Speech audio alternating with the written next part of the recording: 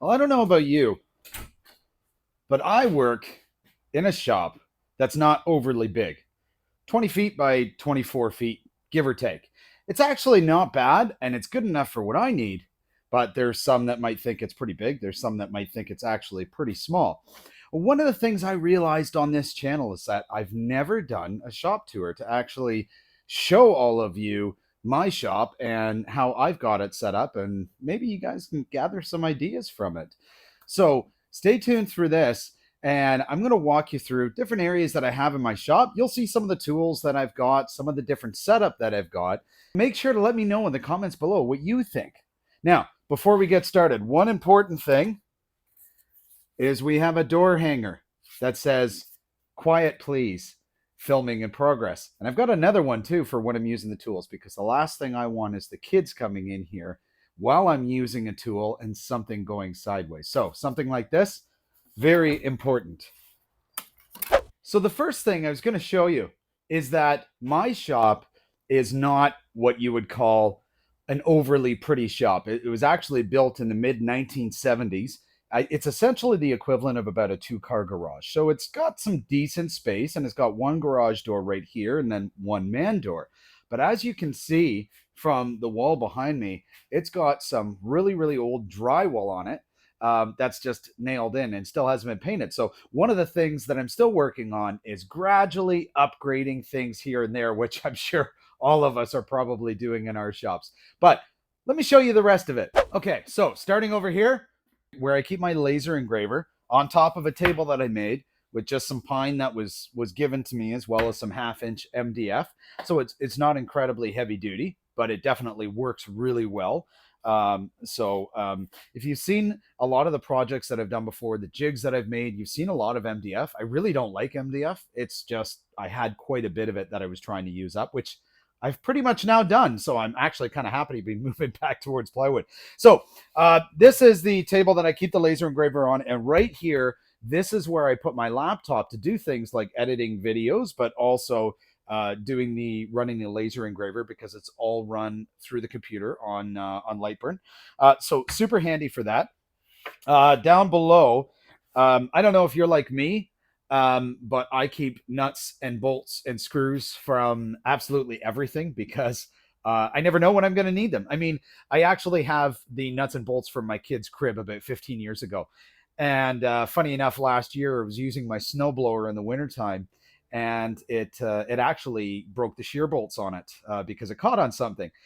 I didn't have any spare shear bolts, but guess what fit in there? The baby crib bolts. So it was absolutely amazing, and it got me through the rest of the snow blowing until I got some new shear bolts. So tip for you, keep any hardware you have, because you never know when you're going to need it or what you're going to need it for. The other stuff that I store down here is a lot of my smaller jigs that I use. So jigs that go on top of the table saw, such as the spline jig, the jig that I use to make the marble towel holders on my miter saw. I'll actually put that link to that video up here if you haven't seen it yet. So I keep that jig as well as many others down there. I also keep all the various jig parts that I have, the hardware. So the 1/4 inch 20 bolts and nuts and washers and all the different fittings that I might need in the event that I'm making a project and I need to use a jig. All right, so if you've watched my videos before, which thank you very much, by the way, you have seen this backdrop in behind where I'm standing, which is typically right over here. So this is another cleat wall that holds a good majority of the tools that I use fairly often. This wall and another wall, I'll show you that one afterwards. We've got quite a few different things on here. So I've got all of my my battery powered tools that are up here. This one always throws me off because it sticks out so much. Honestly, it's almost kind of annoying.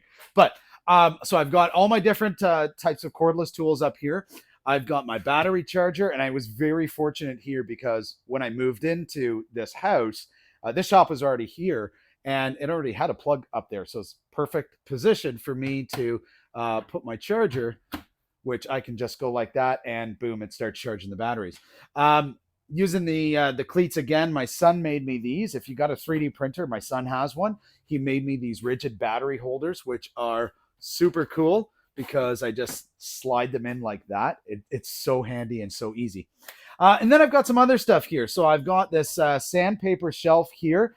This is one I actually had another video for when I made it. So I'll link that up here so that way you can see it. I've got a holder for my sander. I've got another one here for my circular saw. And the nice part about this one is the blade actually sits down inside the shelf. So that way the blade helps hold it in place. And then I've got my air nailer here. It's on a simple shelf, just like that. See the cleat right on the back. It's just got a slot on the top, and the stuff just slides in and holds like this. And it's basically the same shelf for all the other cordless tools I have up there. And then right below that, this is a box that I made on the laser engraver. Actually, one of the things I tried when I first got it, I guess a couple of years ago now. And that holds the brad nails for me. Coming down here, so I've got a drill bit holder. This was actually one of the first things that I made for my cleat wall, which I'm going to be upgrading it soon because the look of this one isn't bad, but I've got some other ideas for it. So when I've got that one redone, I'll share it with you. It's going to be very similar to this one, which I just did. And this is probably one of my favorites. I have all these different drill bits, and they were just spread out all over drawers. I didn't have anywhere to actually organize them. So I used the laser engraver to make this. Now, you don't need a laser engraver for this. You can use the actual drill bits to make the hole sizes. But it was really neat because I was able to laser engrave the numbers on here, and I can hold 4 of each drill bit. And then this is made out of some of the cherry that I have a massive amount of, so I'm trying to use it up. And then I put the French cleat on the back. But it's so easy because the drill bit comes out, and you know exactly where it goes, because if you try and put it in a different hole, it's actually got too much space. If you try and put it in the hole below it, it doesn't fit. So it's very accurate in helping you determine what bit goes where. For any of you that have a laser engraver, if you're interested in something like this, let me know in the comments, or you can shoot me an email. It's dave@weekendwoodworking.ca, and I'll actually send you the Lightburn file for this that I had to design for it, so that way you can make one of these for yourself. This is just simply I believe it's a 1/8 of an inch MDF, and then I have a solid piece on the bottom as well, and then it's just slotted in here so that way it doesn't move. Outside of that, one of the other things that I have mounted on here is a little tiny shelf, very similar to that other one with a slot in it, for my miter gauge. So I use this on my table saw, but I don't need it on there all the time. And because I don't need it on there all the time, I don't really have anywhere else to put it. And there's only this little tiny hole. And I remember when I first got this, I put a nail through it, but it started to bend the nail because of the weight. So that's where I designed this, where it just simply slides in and holds onto it there, and it actually works really well. Beyond that, I've got a little 1/2-inch piece of dowel here that I've got is in my slot wall again to hold my 2 and my 4-foot levels. And then I've got these, which if you've seen my videos, again, you've seen these in the background. These are my clamp holders. They're all exactly the same. It just is open in the middle for whatever the throat size of the clamp is. And they just literally hang on the top. And these are handy because it allows me to separate my pipe clamps, my F clamps, my quick clamps, and my parallel clamps, all kinds of clamps. As you know, if you're a woodworker, you can never have too many. All right, so moving on to the next part here as we kind of go along. Again, if you see my videos, you've seen this in the background before. This is my my rigid sander. I love this thing because of what it can do between 45-degree angles. You can raise that up, and you can do 90-degree angles. It's so versatile. Then it's got all the attachments underneath for spindles. So super cool.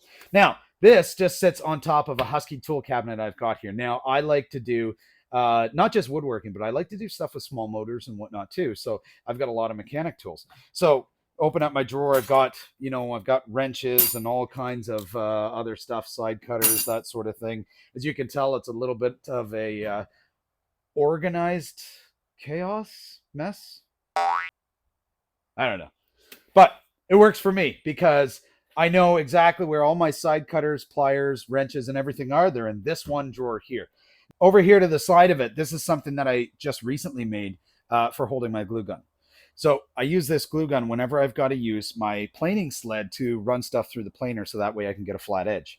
when I use that sled, I typically have to wedge it. And even though I don't necessarily have to, I put some hot glue on the wedges to help hold them in place. The problem is while this thing is heating up, I'd be setting it on my workbench and it starts to drip glue, and then I got to scrape the glue off. I really didn't want to have to deal with that anymore. So I just made a holder for it. That way it drips down on this rubber mat right here. And then when I'm done with it, it's just in one little caddy, and I just put it back where it goes. And it's just like simple, cheap builder grade plywood. So super easy, just some glue and a few brad nails. Okay, so moving on to the next area. I'm just kind of going in a circle around my shop so you can kind of get an idea of the flow. Come to this bench here. Now this bench is not one that I built. This one is built out of just 2x3s with a 1/2 inch plywood, just a builder grade plywood. This was here actually when I bought the house. But I decided to leave this one here for now. I am going to upgrade it eventually to some proper cabinets with some drawers. That's one thing that I'm missing in my shop that I'm going to eventually be getting to. I just don't have it right now. So this is kind of my, let's call this the organized chaos table, because if I'm not sure where to put something, or if I've got little stuff to store, I typically put it here. So as an example, this is the area that holds the different templates I have. So this is the bottle opener one, and if you haven't seen this one, I'll post a link to the video up here. I've got my template for making the bread bows, which I've also got another video on. I also keep some prototypes here, and this is something, it was an interesting idea by my son, actually. We were out camping, and we were sitting around the fire, and the chairs or whatnot that we were sitting on, they were really thick, and we didn't have anything to put a cup on. So my son said to me, what if there was some sort of cup holder thing that could clamp onto things that are really thick? So when we got home from camping, I made this just as an idea. This is actually designed to fit a Yeti. And the idea behind this is you put it on the surface, go like that, clamp it in, and tighten it down. And although it does work, the one thing that it was missing is pressure to clamp it this way. So this is still a work in progress. So don't hate on me too much for it, because I know it does need the clamp going this way. This is also one that's only held together with glue and dowels. There's no screws or anything in there aside from the one on the actual hardware itself. So that's where I keep a lot of random stuff. Then over here, I've got another adapter here for my Jessam tools. So if you see my videos before, I like Jessam. And so I've got, my measuring gauge here. I've got my 1/4 inch and 3/8 of an inch doweling jig from Jessam, which are absolutely amazing. If you're looking at one, hands down, go with the Jessam. Up here, I've got a router board that holds all of my bits. And I do have a video on this one that I actually did when I first started the channel. So I'll link it up here for you to see. This holds all of my 1/4 inch and 1/2 inch shank bits. Down here, this is one of my favorite things. And this is I guess a measuring tool board. I don't know exactly what you would call it, but the nice part is it takes all of these precise measurement tools and it gives them a home. So one of the things when it comes to any measurement tools like this is they've got to be treated with a lot of respect if you want them to remain accurate. We don't want to be dropping these things and causing damage to them or bending them or that sort of stuff. So I made this little, I guess, template shelf for them. So that way, every single one of these things that I use consistently has a home. So that way it doesn't get damaged or fall or in any of those things. Next, as we go around the shop, we come over here. This is where I've got my 10-inch bandsaw. So it's not the best bandsaw in the world by any means. It's a simple 10-inch made by a company called Craftex here, which is fairly well known in Canada. It's a great little crafting bandsaw, and no, not everybody has a bandsaw, which is fine. But it's not a saw that you're going to use for things that involve ripping significantly thick pieces of wood. That's not something you're typically going to do this for, because there's too much flex in the blade here. I've got my material storage area, my larger material storage area here in the corner. Now, I don't know about your shop. I know this looks pretty clean right now. I'm not going to lie to you. It's not normally like this. Today is actually my cleanup day. And that's what made me think about doing this video for you, because my shop looks a little bit better right now, but I'm not going to hide the fact that it's not always this way. right? As I'm sure you could probably agree. Your shop probably sometimes gets out of hand too in terms of being dirty. So just we organize every now and then. It's kind of fun and enjoyable, right? And then I've got another cleat wall here, and this holds some of the other jigs that I use for different things. This is my jointing jig as an example, where I can joint boards using my table saw, right? If you're not sure about that one, I'll link a video up here for you to go and have a look where I go through the whole process of building it. I've got a 7-foot and a 4-foot track saw. Now, I don't have an actual track saw itself, but I use those as guide rails on my circular saw, and it works really well. And then I've got over here at the end my planing sled. My planing sled, that's the one where I'm wedging and using hot glue to glue stuff down to the board, so that way I can get a flat side when I run it through my planer. So moving over from the bandsaw, this one here, this one's kind of near and dear to me, and it's got a lot of meaning behind it. So most of you are probably aware that this is a radial arm saw, and I know radial arm saws scare a lot of people, but there's actually no reason for them to if you know how to use them right. So this saw was my grandfather's, and it was passed from my grandfather down to my father, and then my father down to me. And that's why this one's kind of near and dear. I actually just did a new top on it, and I've still got to put the fence along the back of this one as well. But this saw is from 1968, and it's still going. It's made by Craftsman, and as a matter of fact, Craftsman was bought out by or Sears was bought out by Emerson, and Emerson actually has a standing recall on these, and that is for a guard on the blade, right? Because it only has the top half guarded. It doesn't have the rest of it guarded. And so I called Emerson to see what the recall call was. And you know what that was? They were offering to give you $50 if you cut the wires to the motor and send them the motor. They'll give you $50. That was the recall, right? There was originally a recall to add a guard onto it, but apparently they stopped that program. So as soon as they told me that, I said, yeah, no thanks, I'm good. Because this saw has far too much meaning to me. So I don't know about any of you, but my garage also doubles for storage of other things. So as you can see over here, and just kind of ignore this mess, this is actually a shelf that it will be in progress of coming down, because I want to use this space in this whole wall to build a really nice miter station. So that's something, again, it's in the works, just like everything else. But it stores a lot of stuff here right now. So it's a matter of making other storage areas to be able to accommodate these things. But one of the challenges of having a wood shop and having all this storage in it, of course, the wood shop gets dusty. And so that gets dust all over everything else. So there's already a lot of stuff that I've moved out of here. But this kind of stuff does collect and happen. So it's going to be gradually moved. And fortunately, I now have everything. It's just confined to one corner. And the rest of this is all wood shop. Okay, so remember before I said my shop is not huge. And so sometimes space is an issue and certain things have to be portable, right? We have to be able to move them around. And that I don't store a lot of material in my shop. Well, I've got some of these wall mount lumber racks, and I do like them.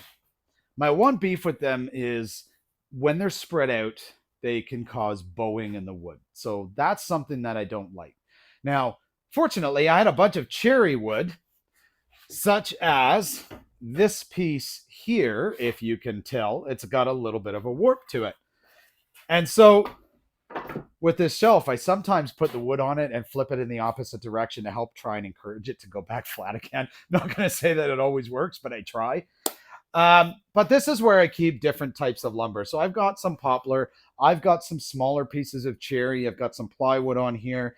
Down here at the bottom, I've got some baseboard trim because I'm still working on finishing my basement. But as some of you may know, we never have time to do everything. So it's still sitting there, but it will eventually be gone, and then I get another shelf back, which is awesome.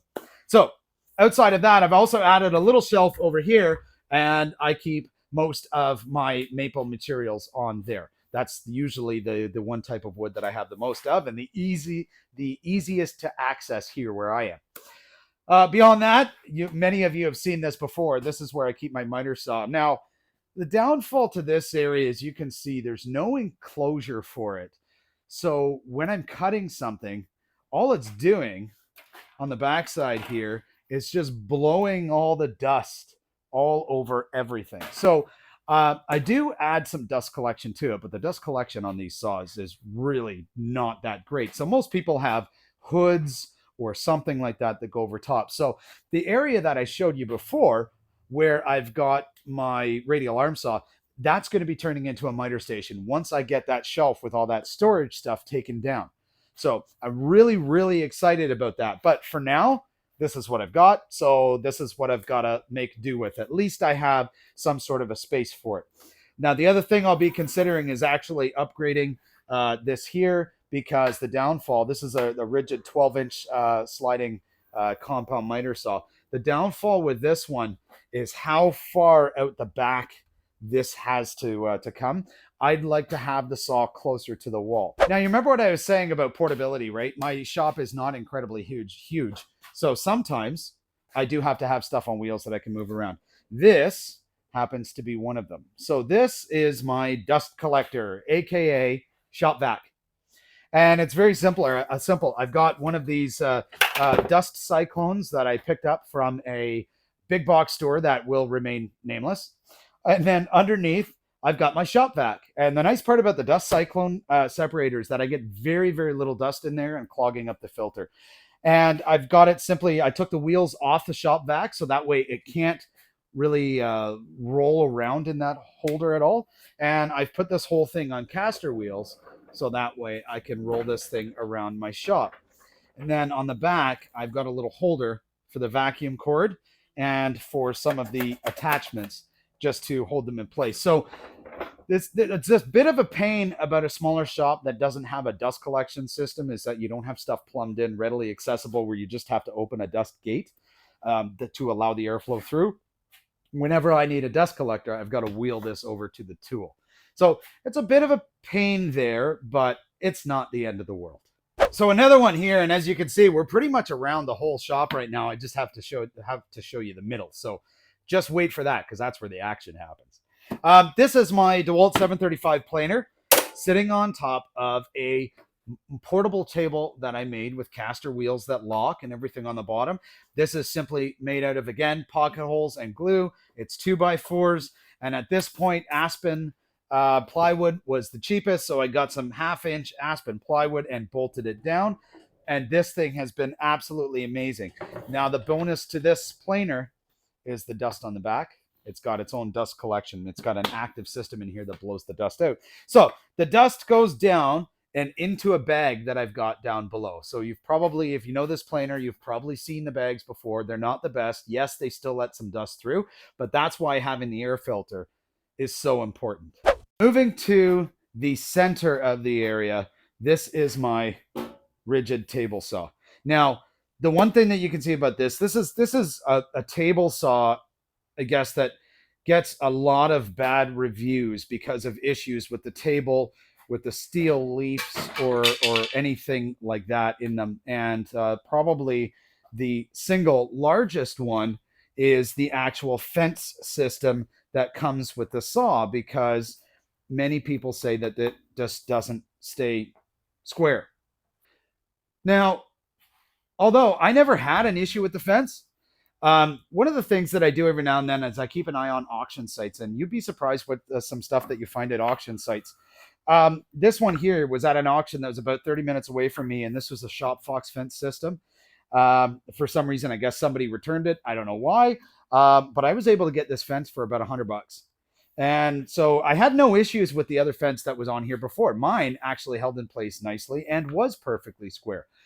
So I didn't think anything of it. But as soon as I saw this fence come up, I thought to myself, yeah, I can definitely upgrade mine with this. And I love this because of the Teflon slides, because it locks in. There's no clamping mechanism on this side like there is on the original rigid fence. I put my zero clearance insert into this table saw, which is what I use in most cases. If I've got to do other beveled cuts or whatnot, I'll put the original one back in. Okay, so next over here, this is my router table.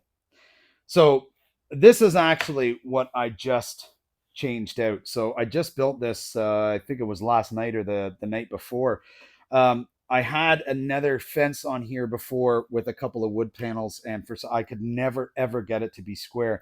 I ended up taking that metal fence apart to find out that the bracket in the back was actually bent and it wasn't a complete 90-degree angle this way, and because of that, it was throwing the other piece off. So I thought to myself, rather than spending a fortune on trying to buy a fence, even though I'd love to have like a Jessup router table setup, I figured I'd just build mine out of some 3/4 inch plywood, which is exactly what I did. It was super simple to build, 4 inches this way by 4 inches high. And then on the front here, I put a sacrificial fence that I can adjust to close or to make it wider. On my table, I've got some T-track channels in here that this can slide along right here and right here, and it goes all the way to the back. And one of the really neat things that I did with this, because when you make your own fence like this, it you have to make sure that it's going to be square whenever you're going to be doing a cut with router. So what I did is on the sides right here, there's a lip. And the reason for that is because the side edge of my table is completely square. This allows it to be completely squared up as long as it's pushed against the side. So it was actually really handy to do it that way. I didn't think about that till afterwards. I think I saw that actually on another woodworker's video, which kudos to them, was a genius idea. But it certainly helps hold it in line. A bonus on the back of this, I can store my my paddles for holding the router. And you can see in here, this is just 2 pieces of 1/2 inch MDF that I laminated together. So it's an inch thick tabletop. I've got some rail on the front here. So I can either put feather boards like this, or I could put my miter gauge on here if I wanted to. And then, of course, the one investment that I did bite the bullet on, and I'm so happy that I did, is I got the Jessup router lift. And that was probably a couple of years ago now. But that thing is so handy by just being able to take the adjustment knob, and all you have to do is go like this to unlock it. And then once it's unlocked, you can use this to raise and lower it. So this is the side of the table that you don't normally see. So when I'm recording, I have a camera set up over there with the background over here. But this is actually what I'm facing. So this is a workbench that I made. It was originally bigger than this. Now, it's actually got an 1.5 inch thick tabletop, which was 2 sheets of plywood originally, and then it's got a 1/4 inch sheet on top of it just to give it a bit of a new face. This table needs a complete overhaul. I've used lap joints and everything to put it together. I've got some pocket hole joinery in here, but I've had this table for a really long time, and soon enough, I'm going to be building and replacing it, which I'm really happy about, because this also acts as the outfeed for my table saw over there. So because of that, I'd like to have some miter slots in the table surface also, so for my jigs and for my miter gauge and whatnot to go through. But under here, this is where I store stuff. A lot of stuff that I commonly use. Once I get to the point of making cabinets and drawers, a lot of this stuff won't need to be here. And hopefully I'll be replacing this table with something that's got cabinets and doors anyways. But here's one of the really cool features that I love about this table. Whenever I'm doing a glue up, if you look at the very end right here, I've got a roll. And what I can do with this is simply pull it along. And then I can, in this case, I slide it under my table saw fence, put something heavy on top of it. And now my workbench surface is protected. And this is simply a roll of brown paper that you can get at your local hardware store. They sell this stuff all over the place. So it's one of the reasons why I went for a 3-foot wide bench, was so that way it accommodated almost exactly the width of this brown paper. So that way I can keep my table protected. And when I'm done with the paper, if I don't really get anything on it, I can just kind of roll it back up here, and it just sits in here. So this is just simply on a 1 inch piece of dowling that goes straight through the center, all the way across, and out the other side, and just some plywood brackets. So there's not really much to it. So I hope you enjoyed this shop tour. As you can see, my shop is far from perfect, and I've got a lot of stuff to do. And you know what? As I update things here, I'll keep you updated on the progress. I'll share some pictures or videos or whatnot so that way you can see how things are coming. But I don't have a perfect shop. I've got a lot of tools, absolutely, but I don't have all the cabinets and drawers and that sort of thing, and I really want them, and I'm gradually getting there. But it's slow and steady at this point right now. So everything in due time.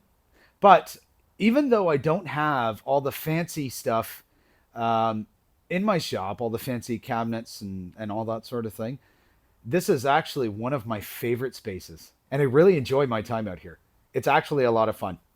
As a matter of fact, sometimes I'll just come out here and sit at my table and have a beer, because why not? Thanks very much for watching. And don't forget to hit that like button, subscribe to the channel, and leave me a comment and let me know what you think about what you saw in this video. If there's anything you liked, or if you have any ideas for me that could actually help, by all means, share those with me. I am more than open to it. As I mentioned in the video earlier, if you are interested in the drill bit holder, shoot me an email. It's dave@weekendwoodworking.ca, and I will happily send you the file for Lightburn. Until next time, happy cutting.